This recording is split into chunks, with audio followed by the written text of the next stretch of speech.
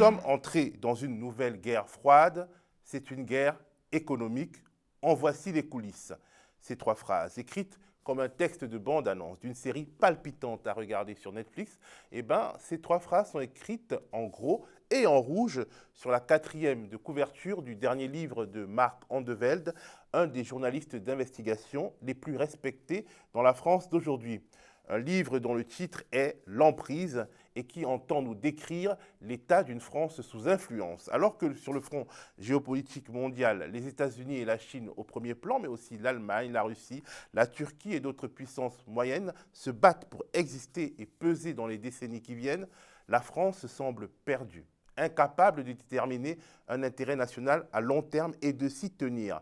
Perdu aussi entre ses allégeances aux très grandes puissances, ses vieux réflexes gaullistes et la tentation de soumission aux États-Unis. Perdu au milieu des différents réseaux, barbouzeries et officines affairistes, souvent logés au cœur de l'État et qui jouent d'abord et avant tout pour leurs intérêts privés. Marc Andevelde réussit le pari de nous raconter ce qui se joue aujourd'hui en articulant grands enjeux mondiaux et petits secrets inavouables. Permettez-moi un petit instant autopromo avant de lancer notre conversation. Je voudrais vous dire que le média, votre média, lance dès maintenant une grande campagne de levée de fonds pour financer un pôle investigation conséquent qui nous permettra de sortir des affaires, notamment de commander des enquêtes ambitieuses à des journalistes indépendants qui trouvent aux médias l'espace de liberté nécessaire pour publier leur travail. C'est très important. Vous pourrez avoir toutes les infos dans la description de cette vidéo. Bonjour Marc. Bonjour. Alors, j'imagine que certains, ces derniers jours, ont dû te demander l'adresse de ton marabout ou de ta liseuse dans le mar de café. A priori, on s'attend à ce que tu publies, à quelques mois des élections, un livre sur un de tes domaines de spécialité, c'est-à-dire la Macronie et la politique intérieure française. Toi, tu prends le large, tu choisis de nous parler d'international et bim, l'international s'invite dans la campagne avec les crises en Ukraine et au Sahel. Tu as senti quelque chose venir ou alors c'est juste une heureuse coïncidence ? Non, un peu des deux, hein. C'est toujours pareil. Effectivement, j'ai choisi une enquête grand angle, où après mes précédents livres sur Emmanuel Macron et ses réseaux, j'ai voulu faire un livre qui parle également de ses prédécesseurs, parce qu'effectivement dans le livre on en parlera, mais j'évoque également François Hollande, j'évoque également Nicolas Sarkozy, puis l'histoire longue de la Ve République. Et aujourd'hui, dans cette enquête, effectivement grand angle et angle international, mais pas que, parce que je raconte aussi les guéguerres de réseaux français, je raconte comment l'équipe France à l'international perd souvent divisée. En réalité, pour des raisons inavouables, notamment souvent de gros sous, parfois de corruption, de compromission politique dans le jeu. Ça, on va dire, c'est la vieille habitude de la Ve République, mais qui est aujourd'hui traversée par des flux internationaux, par une défiscalisation assez importante, comme on connaît. Donc la corruption, elle est passée à un étage au-dessus, et donc, bien évidemment, elle est moins perceptible, en tout cas, elle est moins contrôlable même par la justice française. Et donc, c'est un peu le constat que je fais à travers l'ouvrage. Après, sur l'origine de l'enquête, il y a en fait deux points de départ à cette enquête. Il y a à la fois le constat que je faisais en creux dans le précédent ouvrage sur notamment l'affaire Benalla, où je me suis aperçu qu'il y avait eu autour de cette affaire, qui est plus importante qu'on a pu le dire, pas mal d'interférences étrangères potentielles. Et donc je me suis intéressé effectivement à cette guerre de l'ombre des services secrets, à cette guerre de l'ombre des officines privées, où on essaye de faire pression, de faire chantage sur différents responsables économiques, politiques dans tout un tas de pays. Et puis je m'étais moins intéressé dans le passé à cette fameuse guerre économique mondiale, qui a été en partie commencée en fait par les États-Unis il y a une vingtaine, trentaine d'années, utilisant notamment l'arme juridique, la fameuse extraterritorialité du droit américain, on pourra revenir. Et puis, une autre intuition que j'ai eue il y a maintenant à peu près 2 ans déjà, avant la pandémie, donc là aussi ça fait partie des coïncidences malheureuses, c'est que en enquêtant en 2019 sur tout un tas de dossiers d'affaires, je me suis aperçu que la France était de plus en plus contrainte, comme piégée, perdue, entre un choc à venir, qui était déjà qui se préfigurait déjà ces dernières années, mais qui devenait de plus en plus clair entre les États-Unis et la Chine. Et c'est à la fois un choc économique, c'est une guerre économique entre les deux superpuissances, et c'est devenu de plus en plus, on le voit, un affrontement stratégique. Mais c'est monté petit à petit de plus en plus en tension, en intensité, avec toutes les armes possibles. Et la France, là-dedans, a du mal à trouver sa place parce que finalement, les diplomates, les responsables politiques, Emmanuel Macron même si parfois il fait des constats assez lucides sur la situation, on n'a tout simplement pas de stratégie parce que ces dernières années, on était dans une stratégie à courte vue. Une stratégie à courte vue qui n'est pas non plus améliorée par l'atmosphère de corruption dans laquelle baignent ceux qui sont censés représenter nos intérêts et notre pays. Alors, ton livre, il est passionnant parce qu'il n'est pas un livre pontifiant ou théorique sur le bilan diplomatique d'Emmanuel Macron. C'est une immersion où l'on a l'impression de parler aux acteurs de terrain, de passer de la petite histoire à la grande, car la diplomatie telle que tu nous la racontes est à la fois une affaire d'hommes de l'ombre et de grands principes géostratégiques. Alors, je te propose qu'on entre dans le livre pour commencer par la petite porte très instructive des hommes de l'ombre qui font notre diplomatie, souvent contre notre intérêt en tant que nation. Je voudrais qu'on commence par Alexis Kohler, le secrétaire général de l'Élysée. Il passe pour une sorte de vice-président en ce qui concerne la politique franco-française, mais aussi est omniprésent à l'étranger, et c'est beaucoup plus surprenant pour un secrétaire général de l'Élysée. On se rappelle de Claude Guéant, qui était surtout sur les affaires africaines, mais là il est à peu près partout. À l'étranger, où Macron est accusé de mener une diplomatie de l'ombre où les affaires ne sont jamais très loin. Les affaires, c'est-à-dire le monde de l'argent, mais aussi les affaires, entre guillemets. Or, justement, Alexis Kohler est une sorte de conflit d'intérêts en costume gris, si on pourrait dire. Alors, tu décris ces liens familiaux avec un des acteurs que tu présentes comme la compagnie maritime de la mondialisation, MSC. Peux-tu déjà nous donner des informations de background sur Alexis Kohler et MSC ? Alors Alexis Kohler, c'est le principal collaborateur à l'Élysée d'Emmanuel Macron. Il était déjà son directeur de cabinet à Bercy quand Emmanuel Macron était ministre de l'économie. C'est effectivement un homme de l'ombre qui fuit les projecteurs médiatiques. C'est quelqu'un de très important de toute manière, de par son poste au sein de l'État. Lui, il se présente comme un chef de gare, c'est-à-dire comme un coordonnateur, un facilitateur. En réalité, il est bien plus que cela, car dans la Macronie, même s'il est peu connu du grand public, parce que les médias mainstream, comme on les appelle aujourd'hui, finalement analysent peu les jeux de pouvoir au sein de l'Élysée ou même dans la Macronie. Et en fait, Alexis Kohler a un vrai poids politique au sein de la Macronie, mais pas au sens uniquement franco-français du terme, un poids politique dans toutes les décisions stratégiques de l'État, dans tout ce qu'on appelle les décisions des politiques publiques, comme on dit à Sciences Po, dans ces écoles-là. Et donc, en fait, sur les questions de renseignement, de défense, de diplomatie, mais également industrielle, et parfois sur des industries stratégiques comme le nucléaire, comme je le relate également, donc le dossier EDF par exemple, eh bien Alexis Kohler a la grande main sur ces dossiers-là, aux côtés d'Emmanuel Macron bien évidemment, mais il est très important au regard aussi du fait que depuis le début du quinquennat, le gouvernement et les ministres sont finalement devenus totalement sous la tutelle de l'Élysée, dans une forme d'hyper-présidence. Et effectivement, Alexis Kohler, c'est ce qui est effectivement assez surprenant, a également une grande attitude sur les champs internationaux.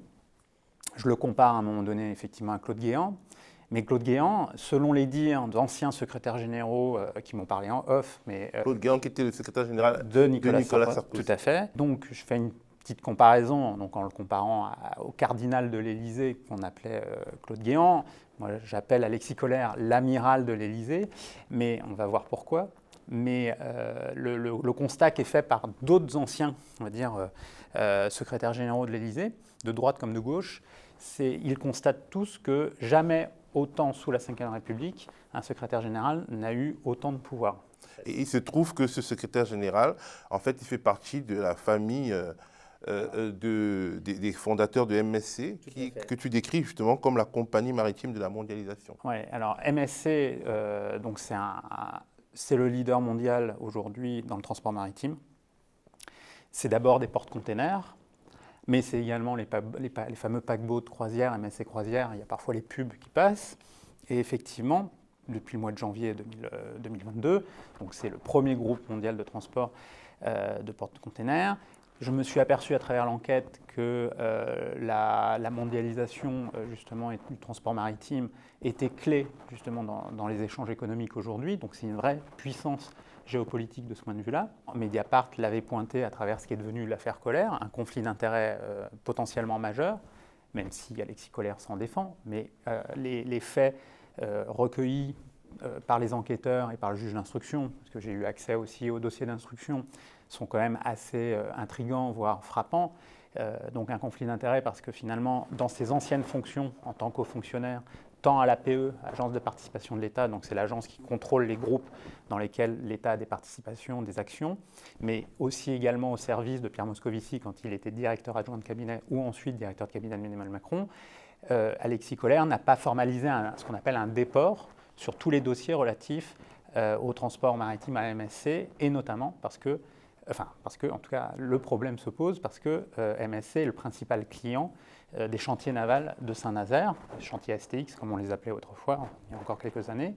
Et donc, il faut quand même le rappeler, l'État, ces dernières années, a financé à la hauteur de 2,6 milliards d'euros le financement, a assuré le financement avec des aides, mais également avec des systèmes financiers, avec des banques, avec plein de dispositifs, la construction de ces paquebots, au nom de l'industrie.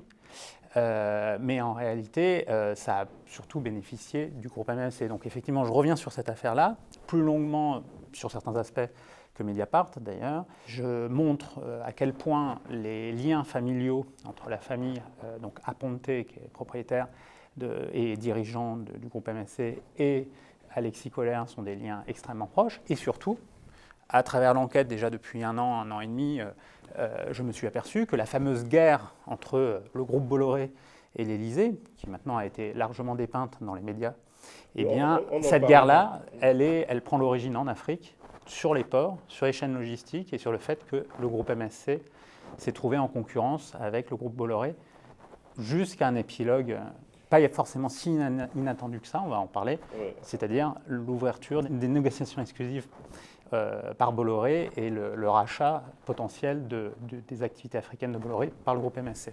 On en parlera, mais on voit déjà l'ombre de Kohler, notamment au Liban, aux côtés d'Emmanuel Macron, après le 4 août 2020, date à laquelle une énorme catastrophe survient, c'est-à-dire une énorme explosion qui anéantit littéralement le port de Beyrouth. Et Kohler, il est très actif et certains intérêts libanais l'accusent de profiter du malheur du Liban pour faire prospérer les intérêts de MSC. Alors oui, le Liban est un dossier sur lequel Emmanuel Macron a voulu jouer son va-tout diplomatique, comme un peu encore aujourd'hui autour de l'Ukraine, à force de grands coups de communication. On s'en souvient, il s'est déplacé au Liban devant les caméras quelques heures à peine, l'explosion. Il y avait une partie de la population libanaise qui était contente, en tout cas qu'un leader, entre guillemets, du monde occidental se déplace dans ces conditions-là. Il y a l'histoire particulière, bien sûr, entre le Liban et la France. Et en fait, le Liban est un cas typique de la diplomatie sous Emmanuel Macron, c'est-à-dire une diplomatie totalement centrée et dont le cœur est l'Élysée. Alors on peut dire c'est la Ve République, c'est normal, c'est le domaine réservé du président, donc diplomatie et défense. Mais c'est un mouvement plus long, qu'on retrouve d'ailleurs dans d'autres pays aujourd'hui, où on constate un affaiblissement de la fonction des diplomates, un affaiblissement, en l'occurrence du Quai d'Orsay, du ministre des Affaires étrangères, de la fonction même de diplomatie disparaît, où effectivement à la fois les intérêts de renseignement priment, les intérêts des guerres de l'ombre priment, où les militaires aussi parfois ont le dernier mot, on peut le voir notamment sur le terrain africain, mais on l'a pu le voir ces dernières années avec les États-Unis au Moyen-Orient. Mais au-delà de ça, c'est aussi une diplomatie, tu l'as relevé, qui est empreinte de plus en plus d'intérêts privés, d'intérêts économiques, pas forcément affairistes au premier abord, mais bon, parfois la ligne et la frontière est tenue. Et dans le cas du Liban, dès le premier voyage d'Emmanuel Macron, qui est la tour de contrôle du voyage, qui organise le voyage, qui est la principale tour de contrôle sur ce voyage, c'est Alexis Kohler, avec d'autres personnes de l'Élysée, mais pas forcément même la cellule diplomatique de l'Élysée, et surtout mettant totalement de côté les diplomates du Quai d'Orsay, même le ministre des Affaires étrangères, et effectivement, certains acteurs libanais, notamment proche de certaines banques libanaises. Donc, le théâtre est un peu compliqué, mais je l'explique en détail. Ont développé, on va dire, une acrimonie à l'égard du rôle d'Alexis Kohler. Donc c'est là toute la complexité d'un conflit d'intérêts potentiel, c'est-à-dire qu'ils ont rappelé en coulisses régulièrement qu'Alexis Kohler était proche de MSC, que MSC avait des intérêts avec le groupe CMA-CGM, qui est donc un groupe franco-libanais basé en partie à Marseille, avait des intérêts sur le port de Beyrouth. Le port de Beyrouth qui était détruit, ce qui tombait entre guillemets bien. Voilà. Et là, après, il y a toute la complexité de la politique libanaise, avec les différents clans et les différentes sensibilités religieuses et ethniques. Et là, disons qu'on voit le côté contre-productif de porter la parole d'un État, la parole de la France, par des acteurs qui potentiellement peuvent avoir d'autres agendas, ou en tout cas qui peuvent être perçus comme tels par nos partenaires internationaux. Parce qu'au final, Emmanuel Macron, qui se rêvait en sauveur du Liban, ne peut que constater son impuissance à agir dans un pays qui fut pourtant le point d'appui de la politique arabe de la France. Qu'est-ce qui n'a pas marché? Est-ce que justement ce brouillage a joué pour expliquer finalement une sorte de fiasco? Alors, en quelques mots, Emmanuel Macron est apparu comme le sauveur sur ce dossier du Liban. En fait, moi, je me suis intéressé principalement aux coulisses de la partie française, qu'est-ce qui a mal fonctionné, notamment d'un point de vue diplomatique. C'est qu'Emmanuel Macron, comme habituellement, il a utilisé plusieurs canaux en parallèle, qui n'avaient pas forcément les mêmes intérêts parfois, qui n'avaient pas forcément les mêmes diagnostics sur la situation libanaise, ou parfois même la même stratégie. Donc c'est un peu le en même temps macronien diplomatique, où en réalité, il saute d'un point de vue à un autre. Donc là aussi, c'est très difficilement lisible pour nos partenaires internationaux. Et que par ailleurs, au sein même de l'Élysée, il ne faut pas croire dans ce contexte-là qu'Emmanuel Macron peut être tout-puissant. Au contraire, je le trouve, en tout cas c'est le constat que je fais à travers différents épisodes et pas uniquement du Liban, parfois il est ballotté en fait, indécis. Il ne prend pas les décisions claires sur un point de vue du long terme, sur la stratégie. Et dans le cadre du Liban, par exemple, clairement, il n'a pas joué avec les partenaires régionaux de la région. Il s'est retrouvé en lutte parfois avec soit l'administration Trump, soit l'administration Biden, les Américains, qui ont été et qui sont bien évidemment retors de toute manière d'un point de vue diplomatique et d'influence. Il a voulu faire de Riyad Salamé, donc le banquier central, la principale cible de la diplomatie française. Alors effectivement, il y avait énormément de questions qui se posaient sur le passé de Riyad Salamé. Riyad Salamé fait l'objet de certaines enquêtes internationales et même en France sur de la corruption et autres.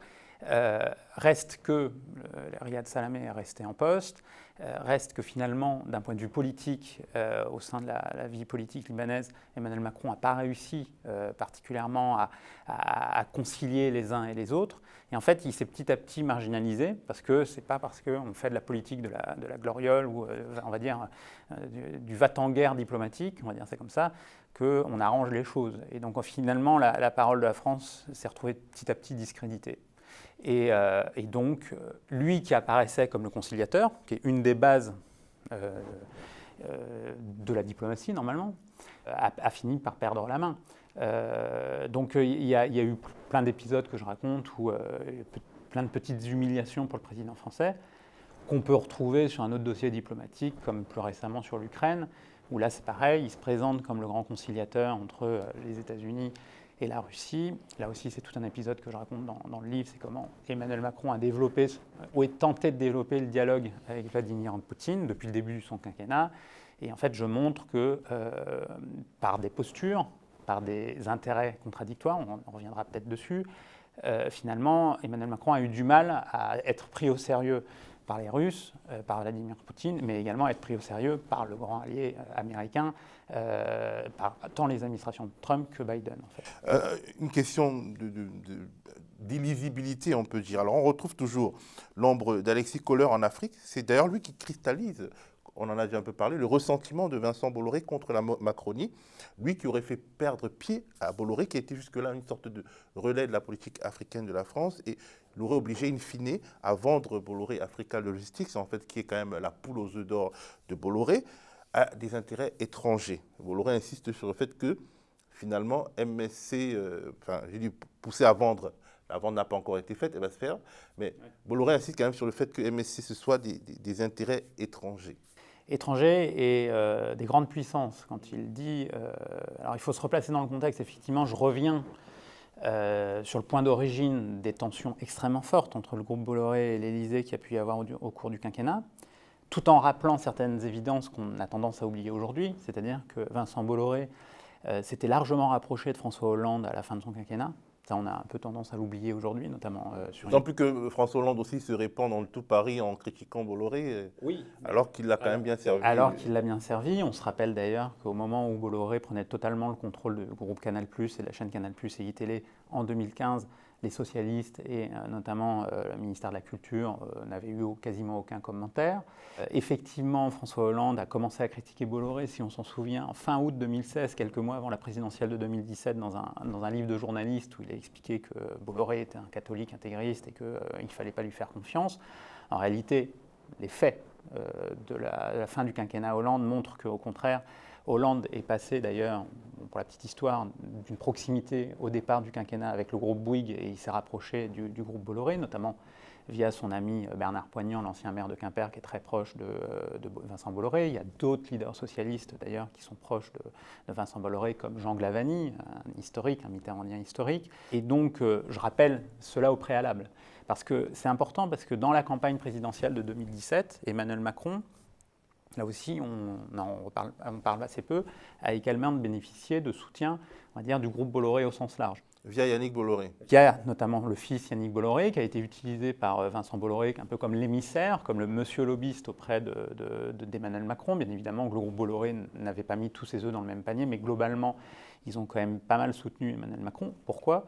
Parce que l'un des principaux collaborateurs d'Emmanuel Macron, Ismaël Emelien, conseiller spécial, conseiller politique, qui est depuis parti de l'Élysée, mais qui conseille toujours d'une manière informelle et d'une manière assez importante le président, eh bien, Ismaël Emelien provient de l'agence Havas de communication, qui a joué un grand rôle dans la campagne. On s'en souvient, la fameuse affaire Business France d'ailleurs, toujours en justice. Et l'agence Havas appartient au groupe Bolloré. Je rappelle d'ailleurs également que Emmanuel Macron a dîné à plusieurs reprises durant la campagne de 2017 avec Yannick Bolloré et sa femme. Tout ça par l'intermédiaire du publicitaire historique Jacques Séguéla, lui aussi un ancien mitterrandien. Et donc je rappelle ça au préalable. C'est important parce qu'en fait, quand les tensions arrivent à l'automne 2017 et au printemps 2018, c'est quand même une surprise. Et c'est une surprise pour Vincent Bolloré qui ne s'attendait pas à ça. Donc c'est pour éclairer l'espèce de fureur de Vincent Bolloré à l'égard du pouvoir macroniste, à l'égard d'Emmanuel Macron. Et pourquoi ? Parce que les précédents présidents, tant Nicolas Sarkozy que François Hollande, s'étaient largement démenés pour défendre les intérêts Bolloré en Afrique au nom des intérêts de la France. Donc là, on était déjà dans un mélange des genres assez incontestable. Et donc, effectivement, je rappelle la quinzaine de ports gérés par Bolloré, notamment principalement en Afrique de l'Ouest, mais également la présence de Bolloré dans énormément d'États africains en ce qui concerne la logistique, que ce soit le transport routier ou ferroviaire, et puis la logistique pure. Donc, ils sont très, très présents un peu partout en Afrique. Ils se sont d'ailleurs développés très fortement, même si c'est une ancienne histoire, le groupe Bolloré avec l'Afrique, parce qu'ils ont racheté en partie dans les années 90 ce qu'on a appelé le groupe Rivaud, qui était un groupe qui avait des plantations en Afrique, mais également en Indonésie, et qui est l'héritage de l'Empire colonial français. Le groupe Rivaud, qui par ailleurs avait une banque, qui était la banque Rivaud, qui avait financé par le passé le RPR, mais là je reviens dans les années 80. Et donc Bolloré, c'est effectivement, on avait l'habitude de le dire, était considéré comme un chef d'État en Afrique par différents dirigeants, leaders. Comme le nouveau Foccart, d'une certaine manière. D'une certaine manière. D'ailleurs, dans le groupe Bolloré, il y a également, bien évidemment, des gens qui sont issus de ce système Foccart.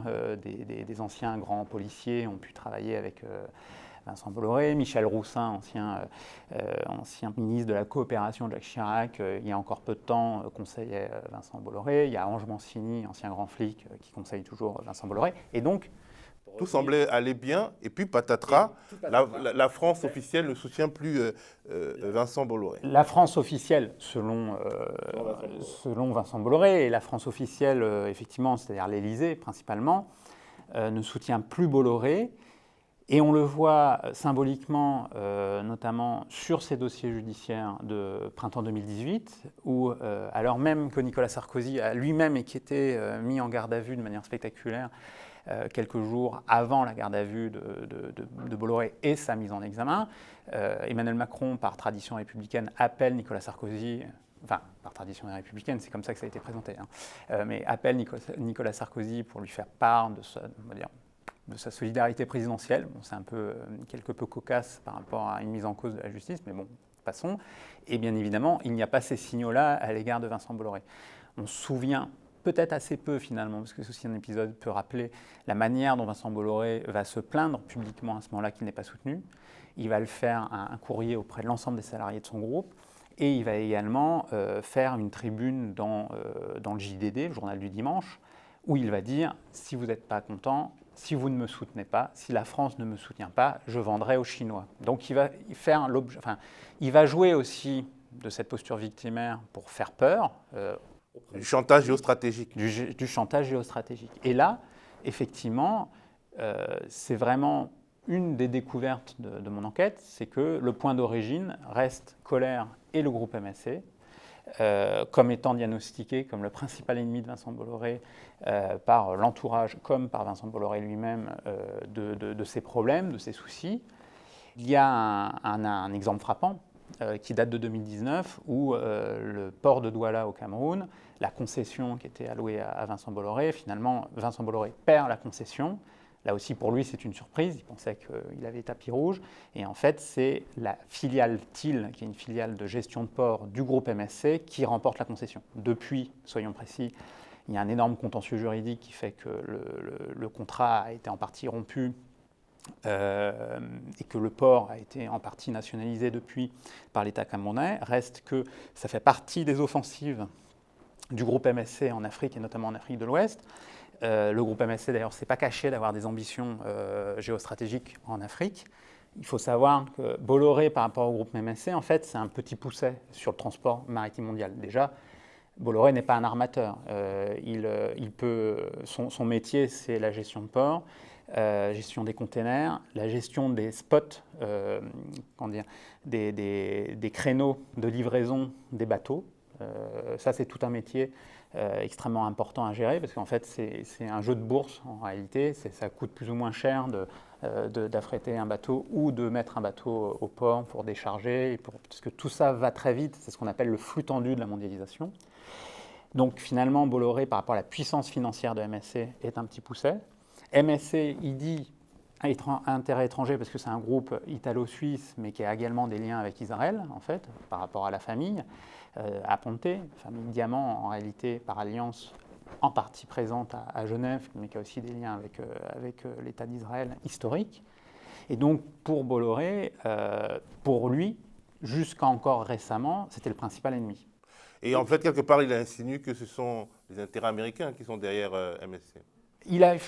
Lui et son entourage ont eu plusieurs analyses sur ça. Alors, c'est très compliqué à analyser pour plein de raisons, notamment ce que j'explique dans le livre, mais ça, on n'a pas le temps peut-être d'en parler, mais d'une complexité de la relation israélo-américaine depuis maintenant, on va dire, la guerre entre Trump et Biden. Ça, je raconte ça en longueur, mais c'est plus une grande focale pour expliquer certaines choses.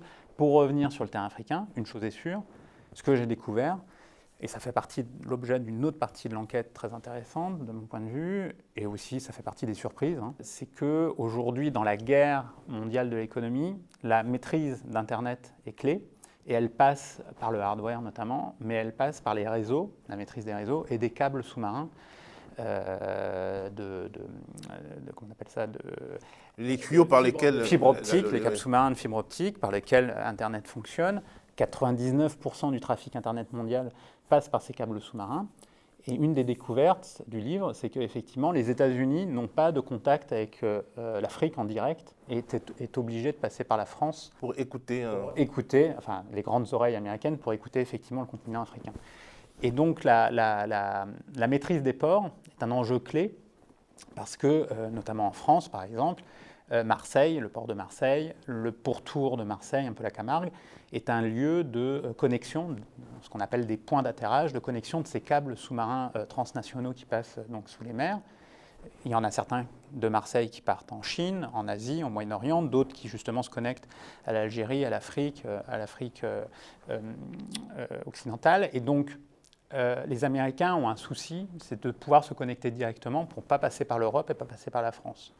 Et certains de l'entourage de Vincent Bolloré expliquent que c'est aussi pour cela que le groupe Bolloré a été déstabilisé ou aurait été déstabilisé. Parce que là, ça fait partie des sentiments et analyses au sein même du groupe Bolloré. Donc finalement, malgré toute son amertume, Vincent Bolloré entre en négociation exclusive avec MSC pour céder donc à la famille d'Alexis Kohler, on va le dire de manière un peu rapide, son bijou africain. Oui, tout à fait. Alors c'est effectivement la fin de l'histoire qui est apparue en toute fin de l'année dernière. J'ai pu d'ailleurs l'intégrer au livre parce que j'étais en train de boucler le livre à ce moment-là.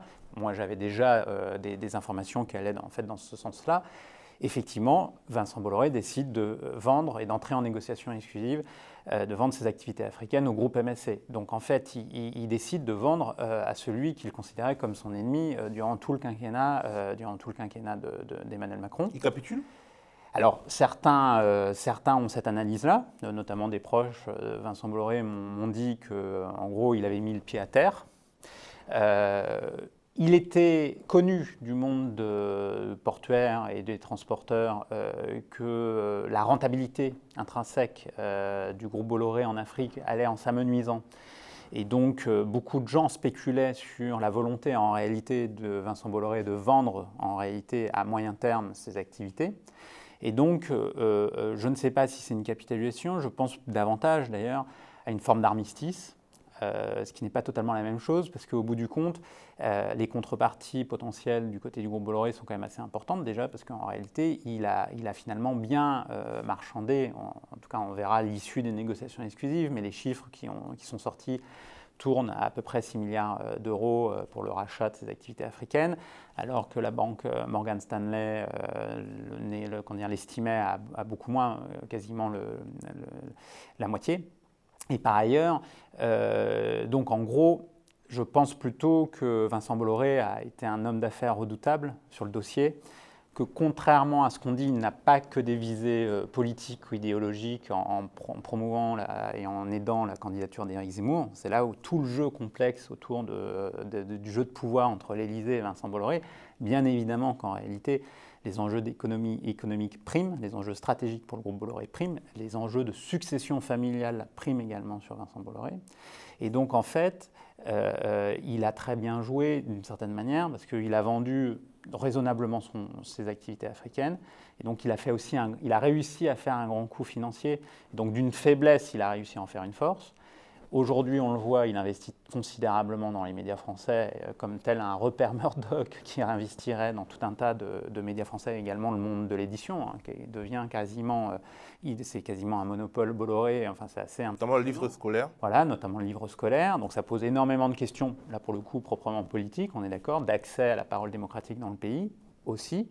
Mais on peut le voir également, et ça a été peu analysé, la contre-offensive de Vincent Bolloré se joue également sur le terrain italien, où en fait, il faut lire la presse économique pour s'en apercevoir, mais Vincent Bolloré, ces dernières années, avait été contraint à capituler face à Telecom Italia et au gouvernement italien. Et en fait, depuis quelques jours, il a relancé son offensive sur Telecom Italia.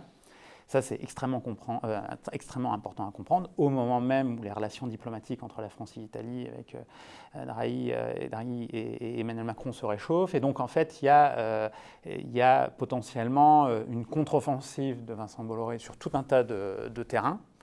Et on peut se poser la question d'aujourd'hui est-ce que la guerre telle que a été dépeinte dans les médias n'est pas terminée. Ou alors c'était un bras de fer pour se jauger et voilà, après on négocie. C'est ça, indépendamment de la candidature d'Éric Zemmour, parce qu'il faut aussi savoir que la candidature d'Éric Zemmour, il ne reçoit pas que le soutien de Vincent Bolloré, il reçoit le soutien de différents financiers, de différentes personnes derrière lui. Bien évidemment, il a d'autres soutiens, donc il n'est pas si dépendant, même s'il l'est, de Vincent Bolloré, et qu'on peut après...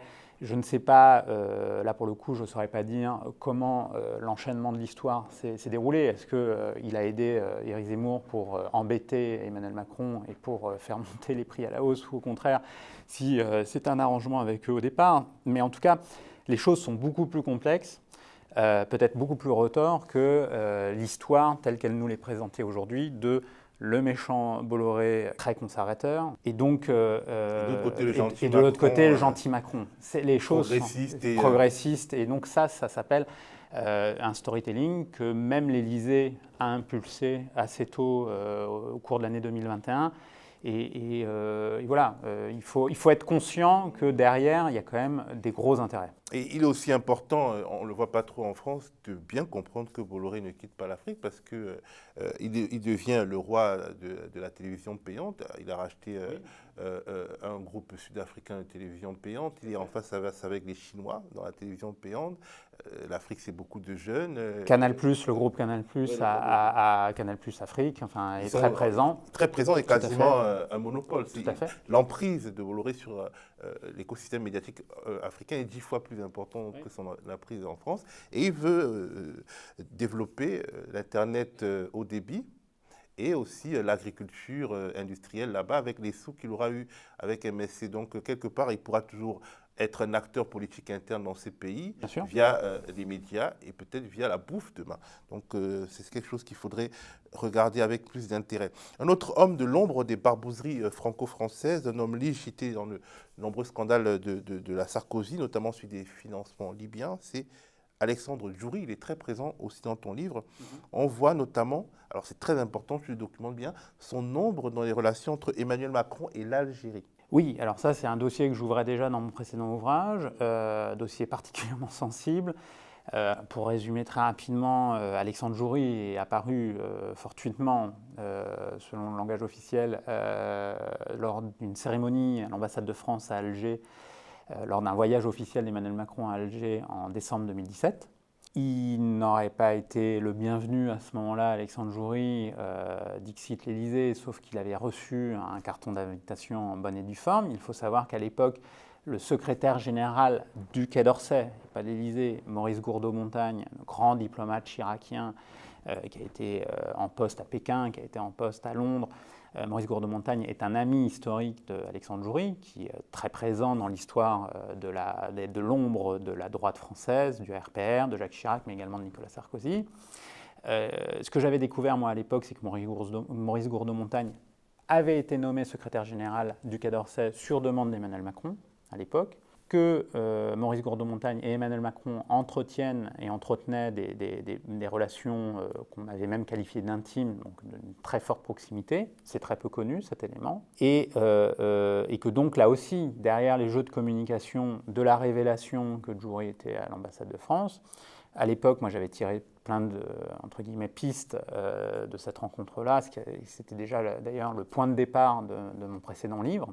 Je m'étais intéressé aux relations totalement affairistes, pour le coup, entre Emmanuel Macron et l'Algérie lors de son voyage en présence d'Alexandre Benalla, d'ailleurs. C'est pour ça que je disais que l'affaire Benalla avait un volet algérien peu connu, même si Alexandre Benalla est d'origine marocaine. Mais j'avais découvert à l'époque qu'il avait de forts liens avec certains oligarques algériens, certains groupes d'oligarques algériens.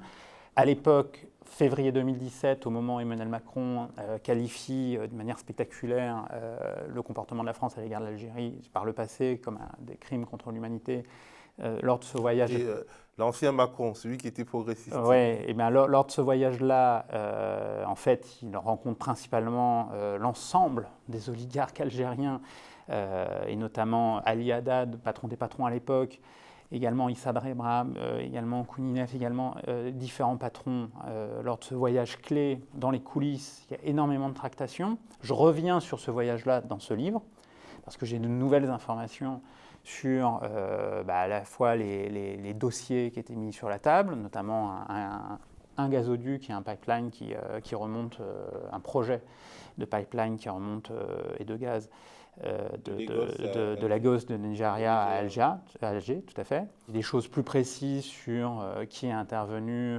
sur le voyage et surtout le constat, on en revient au Liban d'une certaine manière, où les intérêts privés priment de plus en plus dans les relations internationales. Et là, on va dire, c'est un mouvement de fond qui n'est pas uniquement propre à Emmanuel Macron, on le retrouve dans tous les États démocratiques ou autoritaires, malheureusement. Donc c'est un peu la globalisation de l'attention. Et bien là, dans ces mélanges des genres, dans lesquels s'est piégé Emmanuel Macron, Les oligarques algériens que j'ai cités, la plupart se sont retrouvés en prison, pour certains même pour de très longues années pour corruption, après le Irak, tout à fait, parce que donc Gaïd Salah qui avait repris le pouvoir, donc le militaire, le général, a fait mettre énormément de ces oligarques-là qui étaient soupçonnés de corruption, mais qui ont été condamnés pour la plupart de corruption, en dehors de Issad Rebab, qui a juste été condamné quelques mois de prison de défiscalisation hasardeuse. Globalement, tous ces relais français, et notamment d'Emmanuel Macron, auprès du régime algérien, auprès des élites algériennes, ont été coupés du jour au lendemain. Ça a été la panique à l'époque à l'Élysée de s'apercevoir que finalement les copains se retrouvaient en prison. Ça a été la panique sur les petits secrets. Donc je reviens à Djouri, parce qu'effectivement, tous ces oligarques-là, Alexandre Djouri les connaissait très bien. Et je me penche dans le livre, là, à un épisode très surprenant, qui est qu'Alexandre Djouri, sur toute cette période-là, dans le cadre du fameux dossier d'instruction, dossier de justice sur l'éventuel financement libyen de la campagne de Nicolas Sarkozy de 2007, il fait partie des mises en examen, même multi-mises en examen, il a 10 mises en examen sur le dossier. Et Alexandre Djouri avait été arrêté un peu par surprise. En tout cas, c'était surprenant tellement il avait l'habitude de se faufiler. Il a été arrêté en janvier 2018 à son arrivée à l'aéroport de Londres. Il est resté pendant assez longtemps à Londres sous contrôle judiciaire. Il a fait un peu quelques mois de prison, quelques semaines de prison, plus exactement. Il a été extradé en France, il s'est retrouvé en prison dans un premier temps, puis sous contrôle judiciaire. Et j'éclaire avec force détail l'arrivée de Alexandre Djouri à Genève, finalement, fin 2020, pouf, comme tu dis, sans que ça suscite aucun commentaire dans la presse française, rien, il n'y a rien eu.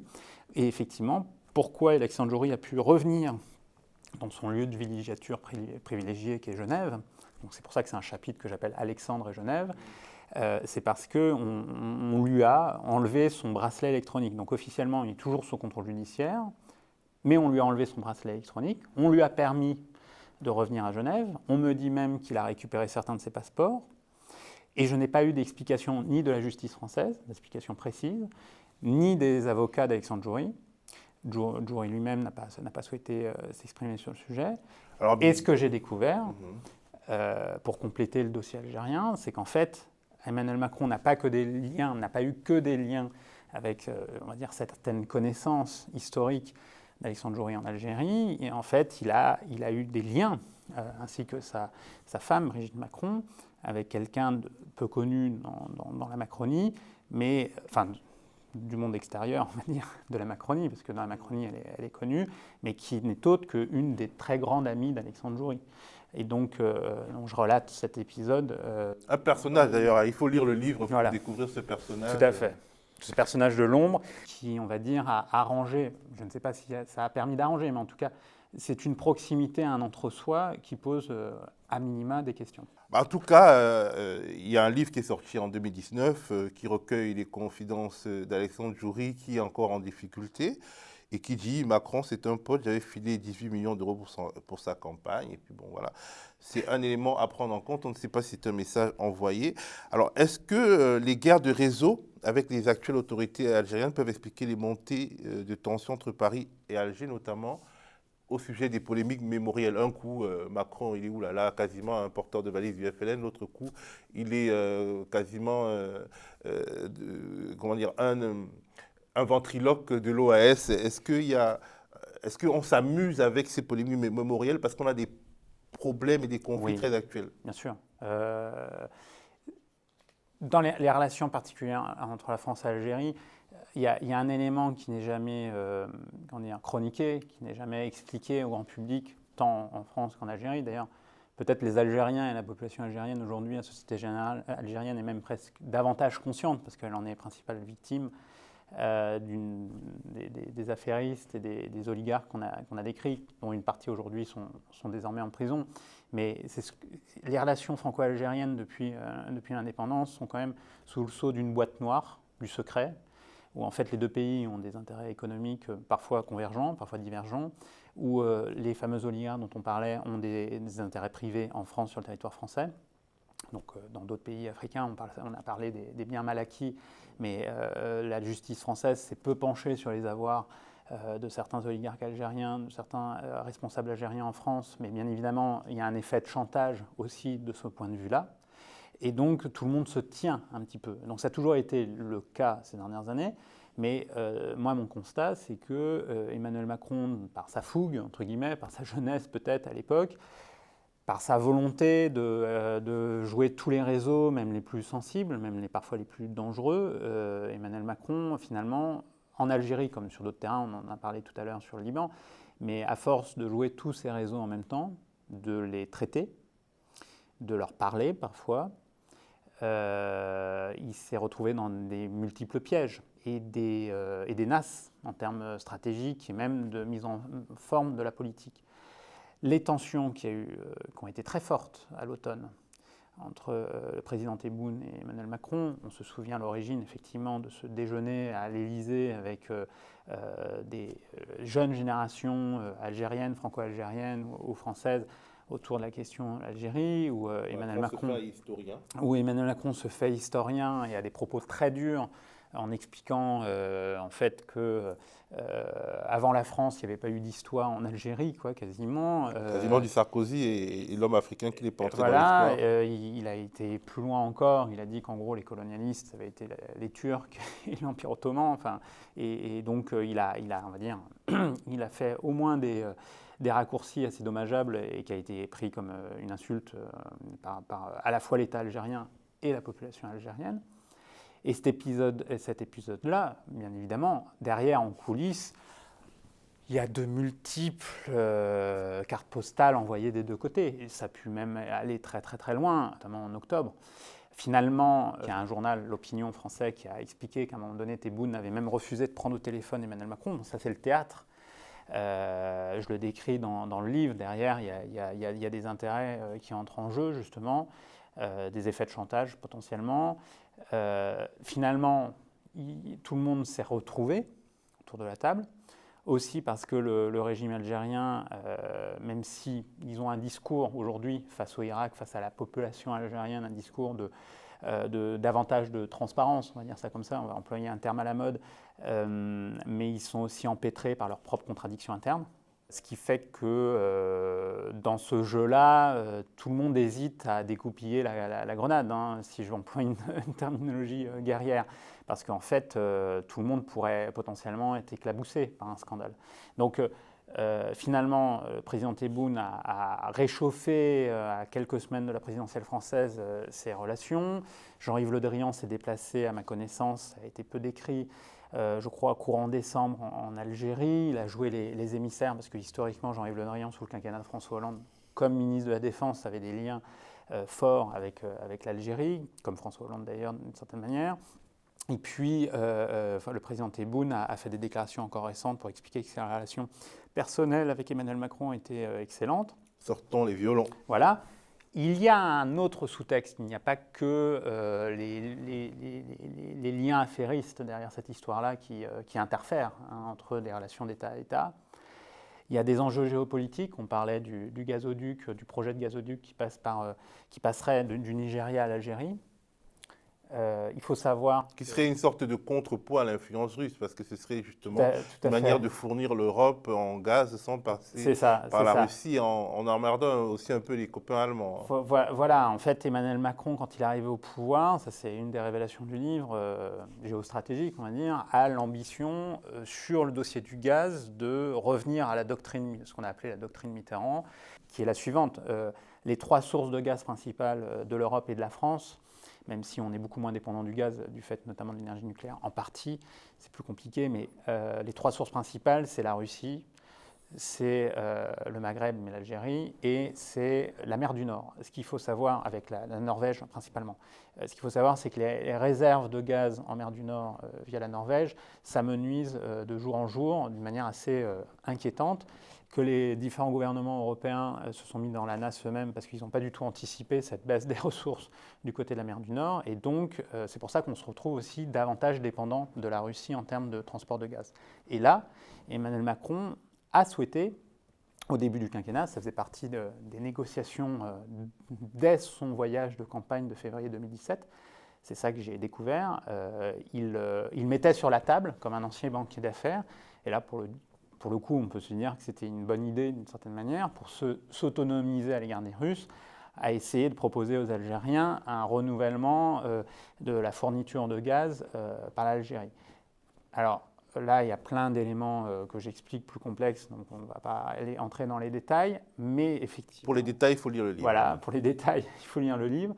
Mais effectivement, il y a cet enjeu de l'énergie, qu'on a pu retrouver d'ailleurs par le passé sur d'autres terrains, notamment le terrain de la guerre en Libye, où la guerre du gaz est également présente. Mais au-delà même du gaz, et on l'a vu ces derniers mois, ce qui peut expliciter aussi les tensions entre la France et l'Algérie, c'est aussi des enjeux d'interférence étrangère. On l'a vu avec l'affaire Pegasus, d'espionnage, parce que l'affaire Pegasus, les cibles potentielles qui ont été en tout cas dévoilées par la presse concernaient autant la France que le Maroc, mais également l'Algérie. On a beaucoup expliqué que les éléments d'espionnage pourraient jouer dans cette rivalité historique entre le Maroc et l'Algérie. Vraisemblablement, les choses sont plus complexes. On a vu que l'Algérie avait dénoncé à plusieurs reprises des ingérences étrangères, notamment en pointant Israël d'une manière assez brutale au cours de l'été dernier. Sur le terrain algérien, il y a effectivement différentes influences étrangères. L'armée est plutôt pro-russe historiquement. Les États-Unis ont un poids extrêmement important en Algérie du fait de l'indépendance et de cette histoire-là, parce que les États-Unis avaient soutenu le FLN face aux Français. C'était un des accords entre les États-Unis et les Russes pendant la guerre froide. Voilà, c'est ça. Et les États-Unis, en Algérie, c'est le pétrole, la Sonatrach, la société pétrolière d'État. Et maintenant, l'Algérie, pour s'autonomiser aussi à l'égard de la France, a décidé de faire de la Chine un de ses partenaires importants, notamment en expliquant aux Chinois que l'Algérie pourrait devenir la porte d'entrée à leurs intérêts sur l'Afrique. Et donc, dans ce jeu-là, dans les tensions entre la France et l'Algérie, pourquoi il y a des tensions aussi qui sont parfois plus fortes aujourd'hui qu'il y a quelques années, indépendamment des personnalités, indépendamment de l'affaiblissement de Bouteflika il y a quelques années, comme on sait, c'est que en fait, l'Algérie joue également du jeu des différentes puissances, parfois régionales, on parlait de la Turquie, d'Israël, mais également internationales, la Russie, la Chine et les États-Unis, et que dans ce jeu-là, la France apparaît de plus en plus affaiblie. Donc on peut dire, c'est le cours de l'histoire, on n'a pas forcément vocation justement à être gendarme de l'Afrique ou à défendre bec et ongle nos intérêts parfois néocoloniaux sur le terrain africain, mais ça dénote une faiblesse stratégique à courte vue de la France, qui est à la fois sur son héritage du passé, sur une grande arrogance à l'égard de nos partenaires, en l'occurrence africains et algériens, et en face, ils ne nous ont pas attendus d'une certaine manière, et ils jouent leurs cartes, et c'est très bien comme ça. Alors, pour en finir avec Djouri, son nom apparaît également dans une affaire de vente d'armes qui a échoué entre la France et la Belgique au profit des Américains. Et à cette occasion, un marchand d'armes te dit cette phrase mystérieuse: Macron est tenu. Tenu par qui? Je ne sais pas. C'est les déclarations de ce marchand d'armes qui était proche des Belges, que j'ai pu interviewer dans le cadre de l'enquête. Lui, il assure qu'Alexandre Djouri a essayé de jouer les intermédiaires sur le contrat d'armes, en l'occurrence la vente de Rafale en Belgique, qui s'est terminé par un fiasco français, parce que c'est les F-35 américains qui ont été achetés par les Belges. Même nos frères belges nous trahissent au profit des Américains. Oui, alors ça, c'est tout un aspect de l'enquête sur je m'intéresse beaucoup, les lecteurs verront, au trafic d'armes, aux ventes d'armes à l'étranger de la France. Alors pourquoi la France vend autant d'armes? C'est qu'en réalité, pour des raisons budgétaires, elle a externalisé, entre guillemets, les investissements de nos propres armes pour nos propres forces armées. Et que notre industrie de l'armement ne peut pas vivre sans les exportations et l'exportation vers des pays. C'est ça, comme la France ne commande pas assez d'armes pour son armée, parce que pour des raisons budgétaires, on en vend à l'étranger un petit peu sans trop se soucier des interférences et de qui les achète.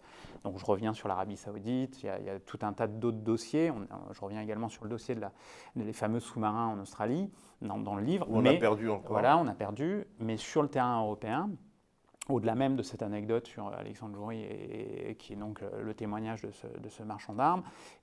En fait, on a perdu le contrat F-35, enfin le contrat d'avion Rafale en Belgique, on a perdu également en Suisse, on a perdu dans d'autres États européens. On a en fait réussi à perdre, je dis on, la France a réussi seulement à vendre des Rafales à la Grèce contre la Turquie. Et là, ça contrevient tout à fait au discours de l'Europe de la défense d'Emmanuel Macron, de la souveraineté européenne, où Emmanuel Macron essaye de restaurer la puissance de la France, enfin, telle qu'il l'espère. En passant par l'Europe. En passant par l'Europe. Et en fait, ça marche pas bien parce que je fais deux constats à ça très clairs, et c'est un peu définitif. C'est que notamment notre principal partenaire, donc l'Allemagne en partie, mais aussi les autres États, en réalité, ont des intérêts totalement divergents d'un point de vue énergétique, gaz, nucléaire, renouvelable, mais également d'un point de vue stratégique, sécuritaire, militaire et aussi d'industrie de défense. Et donc, clairement, l'Allemagne, comme une bonne partie des États, les fameux pays de l'Europe de l'Est, comme on les appelle encore aujourd'hui en France, ne souhaitent pas s'autonomiser de l'ombrelle américaine. Et donc c'est toute la discussion autour de l'OTAN. Quand Trump, à l'époque, avait, on va dire, dénoncé, voire menacé les Européens de casser l'OTAN, c'est ce qu'il a fait, ça on le sait par Bolton, qui en a parlé dans un de ses livres, donc ancien conseiller de Donald Trump à la Maison-Blanche, eh bien, il mettait le chantage du président américain vis-à-vis des Européens était le suivant, c'est-à-dire l'OTAN, ça sert seulement pour moi à vendre des armes. Donc en gros, vous achetez américain, ou sinon on arrête. Et le problème, c'est que Emmanuel Macron, là pour le coup, a souhaité parler d'autonomie stratégique, de souveraineté européenne, on l'a dit, et en face, il s'est retrouvé souvent un porte-clause, notamment quand il y avait Angela Merkel du côté de l'Allemagne, mais plus largement, c'est-à-dire que la France a toujours le fantasme, et surtout avec Emmanuel Macron d'ailleurs, François Hollande n'était pas du tout là-dedans d'une certaine manière, on peut le regretter ou pas, mais en tout cas il était dans le fantasme d'une Europe puissance, de la potentialité d'une Europe puissance. On voit que ça a quand même des ferments de diagnostic, c'est-à-dire est-ce que la France sera encore capable d'avoir son mot à dire? Donc je reviens au point de départ de l'enquête, entre les États-Unis et la Chine en jouant plutôt seul. Donc, mais comment on fait équipe avec des pays européens qui ont parfois des stratégies totalement différentes? J'ai pour finir un acteur que j'ai interrogé qui m'expliquait que les Allemands avaient une stratégie redoutable et ancienne, c'est-à-dire qu'ils sont alliés stratégiquement aux Américains, ils sont alliés commercialement et économiquement aux Chinois, et ils sont alliés énergétiquement à la Russie. Alors ça leur pose parfois des problèmes, justement sur le dossier ukrainien quand il y a des tensions, mais en réalité ils ont un cynisme incroyable, les Allemands, où en fait leur intérêt national prime avant tout. Et en même temps, on ne fait pas la bagarre avec ceux avec qui on commerce, et ces liens peuvent aussi être des opportunités. Alors justement, tu nous éclaires aussi sur les relations entre la France et la Russie. Tu nous donnes des clés pour comprendre l'échec de l'initiative de Macron sur la crise ukrainienne, tout récent, là, et la froideur de Vladimir Poutine lors de son dernier voyage à Moscou, avec toute la scénarisation, disons, de la défiance. Tu nous éclaires notamment sur le gazoduc Nord Stream 2, qui explique en partie les querelles entre Washington et Moscou. Et sur ce dossier, la France ne sait pas ce qu'elle veut. Non, c'est très compliqué de suivre les options d'Emmanuel Macron sur le dossier. Effectivement, la guerre du gaz est centrale, aussi centrale en tout cas que les questions de sécurité pour l'Ukraine et les questions stratégiques pour la Russie ou pour l'Europe et les États-Unis. Il y a plusieurs éléments à ça. Déjà, il faut comprendre que les États-Unis, depuis 2015 aujourd'hui, sont exportateurs généralement de pétrole et de gaz de schiste. C'est une petite révolution. Parce que quand le baril de pétrole est en dessous de au-dessus de 55 $, de 50 $, c'est très profitable pour eux d'utiliser le pétrole de schiste et le gaz de schiste. Et donc en réalité, ils deviennent totalement autonomes énergétiquement. C'est ce qui explique d'ailleurs leur désengagement stratégique et militaire du Moyen-Orient. Principalement, parce qu'en fait, aujourd'hui, le principal souci des Américains, c'est la maîtrise des métaux rares et la maîtrise des chaînes d'approvisionnement par rapport aux nouvelles technologies, et enfin ce qu'on appelle encore les nouvelles technologies, mais par rapport à Internet, par rapport aux smartphones et à tous ces outils technologiques-là. C'est devenu le nouveau vecteur de tension internationale dans cette guerre économique et guerre froide entre la Chine et les États-Unis. c'est bien parce que la Chine disposait de ces métaux rares en abondance que les États-Unis ont commencé à se dire qu'il fallait qu'ils réinstaurent des chaînes d'approvisionnement sûres, un contrôle et une maîtrise de l'ensemble des chaînes d'approvisionnement de leur appareil technologique. Et donc c'est comme ça qu'ils ont décidé quelque chose d'impressionnant d'une certaine manière, c'est-à-dire de découpler leurs deux économies. C'est très difficile parce que ces dernières années, la Chine était devenue autant l'atelier du monde que l'atelier des États-Unis. Et voire même le financier des États-Unis, comme on le sait, avec les bons porteurs appartenant à l'État chinois, bons porteurs américains appartenant à l'État chinois. Donc, pour revenir à la situation ukrainienne et française, il y a cet élément-là de la guerre du gaz et du pétrole sur le continent européen, lapsus, où les Américains, en fait, souhaitent développer des débouchés pour leur gaz naturel liquéfié auprès des Européens. Et du coup, ça ne les arrange pas le gazoduc Nord Stream 2 qui connecterait directement la Russie. En termes d'enjeux géoéconomiques, les Américains n'ont pas du tout intérêt à ce que Russes et Européens s'entendent. Ouais, parce qu'en fait, il faut bien comprendre que le gazoduc Nord Stream 2 connecte directement l'Europe via l'Allemagne à la Russie, sans passer par l'Ukraine, qui est un peu un dominion américain. Oui. Et donc, ça fluidifie les relations énergétiques entre l'Europe et la Russie, et ça n'arrange pas forcément les États-Unis. Voilà. Alors là, il y a deux éléments de faiblesse pour Macron sur le dossier ukrainien et le dossier énergétique autour de l'Ukraine. C'est qu'au moment où il tendait les mains au début de son quinquennat auprès de Vladimir Poutine, dans le même temps, il s'opposait en coulisses, et pas uniquement en coulisses, mais depuis déjà 2018-2019, donc en fait assez tôt dans le quinquennat, au moment où il reçoit Vladimir Poutine, on s'en souvient, à Versailles, puis au fort de Brégançon en 2019, au moment où il accuse sa propre administration diplomatique d'être un État profond, un terme quand même extrêmement fort et parfois décrié. Eh bien, en gros, il dit les petits copains, c'est à cause de mes diplomates que je ne suis pas plus proche de vous, sinon je vous aime bien. Voilà, les petits copains russes. C'est ça. Sauf qu'en fait, derrière, les Russes, à qui on ne la fait pas, pour parler comme ça, en fait, ont bien vu qu'Emmanuel Macron, sur le dossier du gaz, s'était opposé à l'Allemagne sur le projet Nord Stream 2. L'Allemagne et la France ont eu des intérêts totalement divergents. La France s'est opposée à l'Allemagne, notamment à Bruxelles, dès fin 2018, début 2019. Donc au moment même où Emmanuel Macron tend la main, entre guillemets, à Vladimir Poutine et aux Russes, il s'oppose au projet Nord Stream 2. Pourquoi ? Parce que, et d'ailleurs, du point de vue des intérêts français, ça peut s'expliquer, il considère que Nord Stream 2 permettrait à l'Allemagne d'avoir un avantage comparatif industriel et énergétique, parce que, en contournant l'Ukraine et les pays d'Europe de l'Est, pour les Allemands, avoir ce lien direct d'approvisionnement avec la Russie leur permet ensuite d'être l'intermédiaire privilégié pour revendre le gaz à l'ensemble des pays européens. Et donc, dans une sorte de hub, pour employer une terminologie aéroportuaire, hub énergétique de l'Europe. Et donc, la France n'a pas forcément intérêt à laisser aux Allemands cet avantage.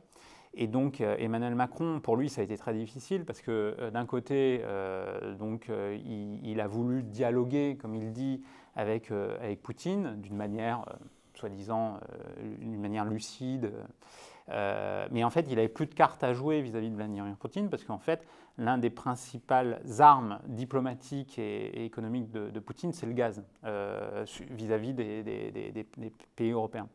Et par ailleurs, il y a une autre difficulté pour les Français, qui est souvent jamais écrite et jamais analysée, c'est que la France n'a pas que il n'y a pas que les liens parfois avec Gazprom ou certaines industries pétrolières. On peut penser à François Fillon, parce que je le rappelle. La France, et notamment le groupe Total, le pétrolier Total, a d'énormes intérêts en Russie. Notamment à travers le site de Yamal qui est en Sibérie, qui produit justement du gaz naturel liquéfié et qui peut partir par gazoduc, mais également par bateau en GNL en Europe. Pour que ça soit lisible, la Russie aujourd'hui, pour Total, pour le groupe Total, c'est 24% des réserves prouvées de pétrole et de gaz pour le groupe Total, 24%, donc un quart de ses réserves prouvées, 17% de sa production pétrole-gaz produite en Russie. En Russie, Total est associé à un groupe, ce n'est pas Gazprom, c'est Novatek, qui est le deuxième groupe gazier tenu par des oligarques proches de Poutine. Et ça, c'est un enjeu industriel et économique extrêmement important, sur lequel, en fait, les Américains font peser des sanctions potentielles. Et donc, voilà, là, on voit tout à fait des enjeux interétatiques qui se jouent entre partenaires européens et la Russie, où sur le dossier, il y a des questions de sécurité stratégique qui se posent, donc c'est très, très difficile, très dur, et potentiellement très dangereux. Et de l'autre côté, il y a des enjeux économiques extrêmement considérables, avec un groupe transnational comme celui de Total, qui parfois interfère avec des jeux diplomatiques du président français. D'où peut-être l'ambiguïté, parce que l'ambigu monsieur Macron, dont tu parlais dans tes livres précédents, en fait, il est aussi ambigu sur les questions internationales et il envoie des signaux contradictoires. Souvent des signaux contradictoires entre les partenaires. Il faut être ambigu de toute façon en diplomatie. Les Russes le sont, les Américains le sont, tout le monde l'est un peu. On se souvient de comment, pas Vladimir Poutine, mais comment Biden a posé sa main sur la cuisse de Macron quand il l'a reçu. Enfin, plus exactement, c'était, je crois, à Rome, quand ils se sont rencontrés après l'affaire des sous-marins. Donc, la diplomatie est affaire de symboles, de phrases sibyllines, de petits tacles qui n'en ont pas l'air. Bien évidemment, et ça d'une certaine manière, Emmanuel Macron sait faire, puisqu'il sait utiliser le verbe. Mais derrière, quand on n'a pas un jeu de cartes important, les sbroufs, ça suffit pas forcément. Alors, en plus, donc nous, on tape un peu l'Allemagne sur la question du gaz et l'Allemagne nous le rend bien sur la question du nucléaire parce que quelque part, tu laisses entendre que même le projet Hercule, c'est-à-dire tout ce jeu de l'Union européenne qui consiste à nous pousser à démanteler EDF, ça fait aussi un peu les affaires de l'Allemagne. Oui, alors ça, c'est des acteurs plutôt pro-nucléaires en France qui le disent, notamment un ancien patron d'EDF que j'ai interrogé, Henri Proglio. Il n'y a pas que lui qui le dit, il y en a d'autres, il y a beaucoup d'autres interlocuteurs que j'interroge sur le dossier qui le disent. Il y a un enjeu clair entre l'Allemagne et la France. D'un côté, le gaz, énergie renouvelable. En France, la question nucléaire qui est au centre de la campagne présidentielle.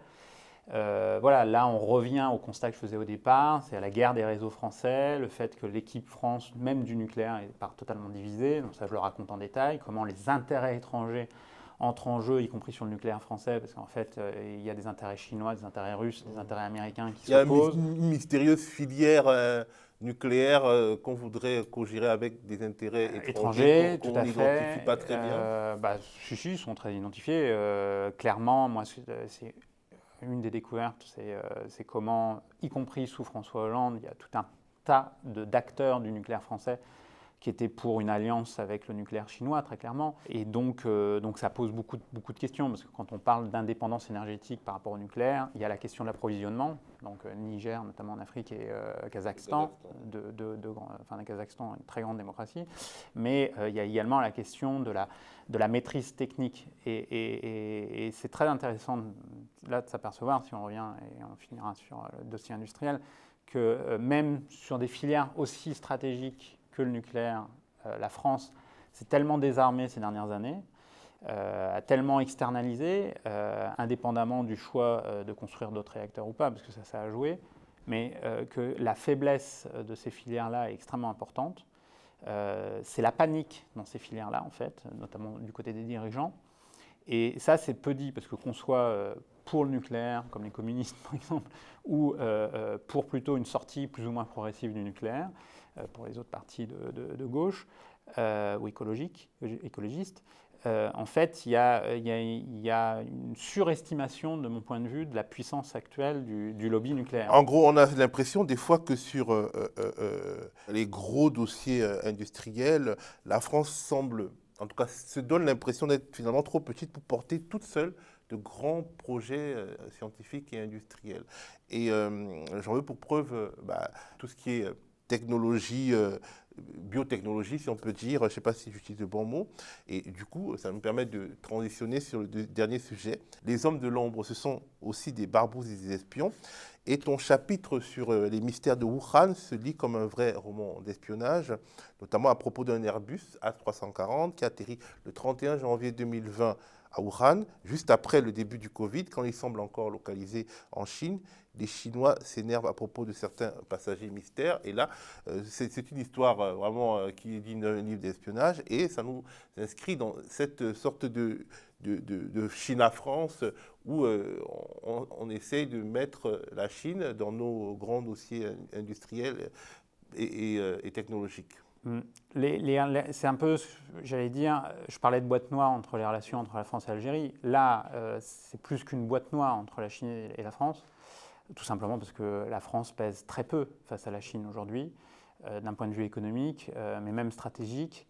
Et donc, comme me le disait un haut fonctionnaire de la défense et du renseignement, sur tous les dossiers stratégiques qu'on a dealés ces dernières années, je vais employer ce terme, avec les Chinois, généralement la France s'est retrouvée en difficulté parce qu'incapable d'imposer un rapport de force ou ses intérêts vis-à-vis des Chinois. Donc, on évoquait le nucléaire. On l'a vu l'année dernière, l'incident nucléaire de Taishan sur lequel je reviens en détail, où là il y a une déstabilisation notamment américaine de la filière nucléaire française, mais où il y a un problème autour de l'EPR, il ne faut pas se leurrer, qu'on a donc vendu à Taishan aux Chinois. Et dans le cas de Wuhan, dans cette guerre informationnelle qu'il y a eu autour du départ des origines du Covid, où on a pointé éventuellement une fuite de laboratoire. Bien évidemment que là, on est dans la raison d'État, ça dépasse beaucoup de choses. Ce qui est très frappant, c'est qu'autant aux États-Unis, il y a eu commission d'enquête, il y a la presse qui a énormément travaillé sur le sujet. En France, on est resté piano. Il y a eu bien évidemment des articles, mais ils ont été beaucoup moins. La presse française a été beaucoup moins prolixe sur le sujet, parfois par manque de moyens, parce que c'est difficile d'enquêter sur ce sujet-là. Et donc, effectivement, je fais tout un chapitre à la fois où je dis plusieurs choses, notamment, tu relatais cet épisode-là, c'est intriguant, les gens liront, mais où en fait, j'apprends et je comprends à travers plusieurs sources de renseignement que les services de renseignement français et de défense étaient davantage au courant et plus tôt sur le calendrier qu'on a pu le dire, sur ce qui était en train de se passer à Wuhan, c'est-à-dire en gros, potentiellement, on était tenu au courant en tout cas, on s'interrogeait sur ce qui se passait à Wuhan. Au point d'envoyer des gens que les Chinois ne voulaient pas voir. Voilà, en tout cas, c'est un scénario présenté comme potentiel par différentes sources que j'ai eues. Et donc, en fait, dès l'automne 2019, il y avait des inquiétudes de nos services de renseignement sur ce qui se passait à Wuhan. Ce qui permet aussi à la fois difficilement de comprendre la réaction sanitaire de l'État français, c'est-à-dire le retard, le manque d'anticipation. Mais là, on retrouve les arcanes de l'État français, où finalement, il y a des filières où il y a plus d'opacité que d'autres, où parfois on travaille en silo, où tout se concentre à l'Élysée. Et donc, au moment où il y a la Haute Cour de justice qui se penche sur la responsabilité politique, sur la prise en compte de la crise sanitaire dès 2020, en fait, en creux, je m'aperçois que, par exemple, Agnès Buzyn, dont on a beaucoup parlé, et son mari, Yves Lévy, en fait, n'auraient pas forcément été destinataires de nombreuses informations qui auraient pu être transmises, là, pour le coup, directement à l'Élysée. Donc, je retranscris un autre angle, une autre vision de ce qui s'est passé. Je dévoile plein de choses qui n'ont pas été racontées jusqu'à présent. En fait, je souligne que potentiellement la France a plus d'implications sur ce qui s'est passé, notamment sur le fameux laboratoire haute sécurité. Et donc voilà, c'est une partie de l'enquête très précise, où j'ai eu de nombreuses sources haut placées, comme on dit, mais en tout cas concordantes. Il y a les déclarations tonitruantes d'un ancien patron, donc là qui a décidé de parler en on, un ancien patron du renseignement extérieur à la DGSE, qui ne croit pas à la version officielle française sur le sujet. Je ne me prononce pas sur est-ce que c'est une origine en zoonose, donc totalement naturelle, ou est-ce que c'est une fuite de laboratoire, un accident de laboratoire. Reste qu'on ne le saura peut-être pas scientifiquement parlant. Là, c'est les scientifiques qui doivent se déterminer. Là, Juillet, lui, il est persuadé que c'est un accident de laboratoire, oui, et il dit que la France serait dans ce cas co-responsable. Oui, et donc ça explique, je parlais de raison d'État, mais ça explique le silence sur le dossier. En tout cas, le silence des autorités françaises, et y compris de l'ensemble des oppositions à l'État. Parce qu'en fait, à l'État actuel, au régime macronien, c'est-à-dire qu'en fait, personne n'ose aborder on le voit lors de ces élections présidentielles, peu de gens osent aborder la question de la gestion sanitaire de la pandémie. Il y a une sorte d'union nationale, les opposants de droite comme de gauche ne contestent pas la manière dont Emmanuel Macron a pu gérer la gestion de la pandémie, en dehors des questions de liberté publique, pour certains partis, bien évidemment. Mais techniquement, il n'y a pas de mise en cause sur le calendrier, sur l'anticipation, sur tous les débats qu'il y a pu y avoir dès le printemps 2020. Et de l'autre côté, il n'y a pas non plus eu de questions sur les implications françaises, les relations entre la Chine et la France. On est resté dans une sorte de grand malaise de ce point de vue-là. Parce que, donc, Alain Juillet dit, si c'est la thèse de l'accident de Labo, c'est que la France est co-responsable. Oui, c'est à la fois une évidence, en tout cas, encore une fois, si la fuite de Labo, c'est le BSL-4, le laboratoire de très haute sécurité fourni par la France, comme je le rappelle, vendu par la France, technologie française du confinement. Mais il y a d'autres scénarios probables où la fuite de Labo aurait pu intervenir dans un BSL-2, BSL-3, parce qu'à Wuhan, il y a énormément de laboratoires présents. Mais jusqu'à présent, on a pu avoir des doutes sur justement ces laboratoires de moindre sécurité à Wuhan, notamment sur le fait que c'était plus facile qu'il y ait des fuites de laboratoire. Mais en fait, les éléments que j'apporte montrent que même un laboratoire haute sécurité P4 n'est pas infaillible. Donc si on pose l'hypothèse de la fuite de labo, il faut prendre en considération tous les éléments sur la table. Voilà, moi c'est ce que je présente. Et en tout cas, la question n'est pas versée au débat public en France actuellement, alors que ça fait l'objet de multiples contestations et de multiples critiques aux États-Unis, alors même que les Américains sont eux aussi confrontés à de multiples conflits d'intérêts dans leur collaboration scientifique, de recherche avec les Chinois. En tout cas, c'est passionnant. C'est un livre de combien de pages? Je vais regarder. 560. 560 pages et on le lit vraiment des fois comme un thriller, des fois comme une leçon de choses. C'est très intéressant. Je répète, Marc Andevelt, L'Emprise, c'est paru aux éditions du Seuil. C'est un livre que nous, aux médias, nous conseillons. Merci Marc d'avoir été avec nous et d'avoir éclairé nos spectateurs qui seront peut-être demain tes lecteurs. Et vive le journalisme d'investigation. Merci à toi.